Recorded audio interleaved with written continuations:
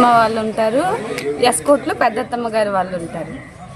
అంటే ఒక ఇంటికి ఇద్దరు అలా అన్నమాట.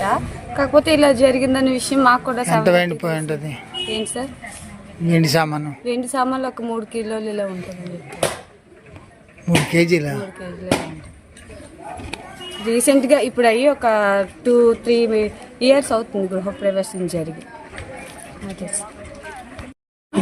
ఇల్లు శారద బంగారము 1 లక్ష రూపాయలు క్యాష్ పోయింది. ఇంట్లో లేరా? నేను బయట మీద పడిపోయాను. తాళమర కొట్టారా? కట్ చేస్తారు, గొల్లు కట్ చేస్తారు. తులలో 7 తులలో అవుద్దండి బంగారం.